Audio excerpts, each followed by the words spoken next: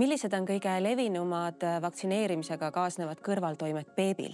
Vaktsiinil nagu kõigil ravimitel võib tekkida kõrvaltoimeid. Siin on tähtis siis meeles pidada, et raskeid ja tõsiseid kõrvaltoimeid on väga harva. Kõige sagedamini on nad seotud siis süstimisest või sellest süstist endast. Ehk siis võib tekkida mingisugune süstekoha punetus, turse, valulikkus, siis kogu see situatsioon seal, et süstimine kui tegevus võib olla hirmutab lapsele. Üle selle siis võib tal näiteks tekkida nõrkustunne, iibeldus, pearinglus, mis võib viia ka minestamiseni. Vaktsiinist endast võib esimese ööpäeva jooksul tõusta palavik ning laps võib ennast tunda ka loiumana ning üldiselt nõrgemana. Kui me räägime rasketest kõrvaltoimetest, siis anafülaksia ehk allergiline reaktsioon, kus siis tekib hingamisraskus, hingamisteede turse, üle keha allergiline lööve, šokiseisund, siis see on üliharv, et 1-2 juhtu miljoni vaktsiinisüsti kohta.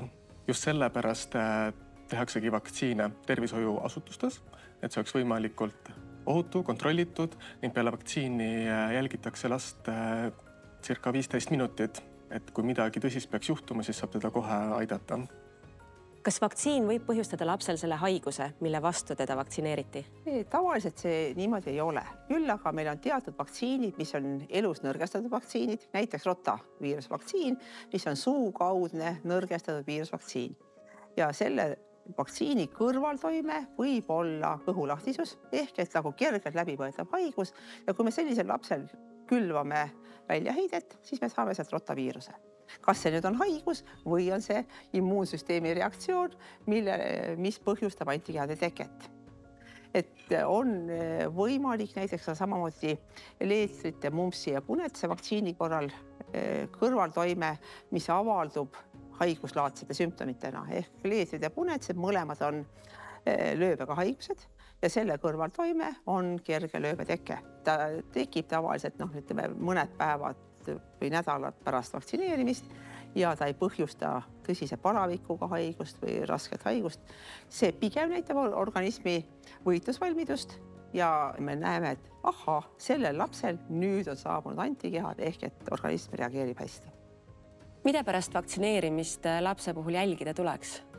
Last tulebki esmajoones jälgida vahetult peale vaktsineerimist, mille tõttu ta on ka perearstikeskuses vähemalt veerand tundi, sest siis võivad vahetud reaktsioonid tekkida ning hiljem koju minnes võib siis selle esimese ööpäeva jooksul tekkida talle süstekoha punetusturse või palavik tõusta, võib ennast halvasti tunda. Üldjuhul on see kõik ise möödub ja erilist ravi ei vaja. Küll aga võib, kui laps on häiritud, siis näiteks sinna süste kohale peale panna midagi jahutavat, jahutav külm kompress. Kui tõuseb palavik, siis anda paratsetamooli või ibuprofeeni vastavalt tema kehakaalule. Kui sümptomid jäävad pikemalt kestma, ehk siis juba 2-3 päeva, tasuks kindlasti kas siis oma perearstiga või perearsti nõuandeliiniga 1220 nõu pidada. Kui lapse seisund halveneb, tõuseb palavik üle 40 kraadi, tekivad näiteks krambid, teadvuse häire, siis peabki kindlasti arstiga nõu pidama. Kui see toimub öisel ajal, siis vajadusel ka kiirabi kutsuma. Kust ma saan ikkagi kindluse, et mu lapsega ei juhtu midagi hullu, kui ma lasen ta vaktsineerida?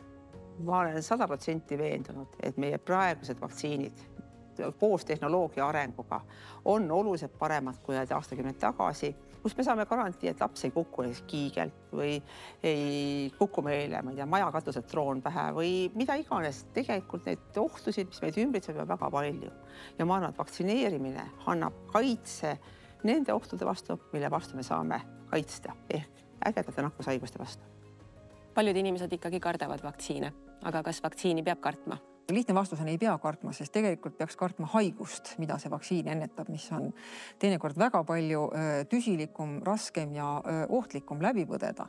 Et et vaktsiini ohutust kontrollitakse nii enne turule toomist kui ka pärast, nii nagu iga teist ravimit. Ehk siis iga ravimi juures on informatsioon, mismoodi ta toimib, millised on võimalikud kõrvaltoimed ja selle tõttu me teamegi, kuidas neid kasutada, mis nendega juhtub. Ehk siis sama lugu on paratsetamooli või ibuprofeeni või mis tahes muu ravimiga, millel on kasutusluba antud. Ehk siis igapäevaselt me saame teada, kuidas ta meile mõjub, millised on kõrvaltoimed, kui midagi tekib, siis me anname arstile teada või teatame Ravimiametisse, et see on jätkupidev protsess, on elementaarne kvaliteedi küsimus mis tahes ravimi puhul, et ka vaktsiinide puhul töötab see täpselt samamoodi. Rohkem infot vaktsineerimise kohta leiab Tervisekassa veebilehelt vaktsineeri.ee.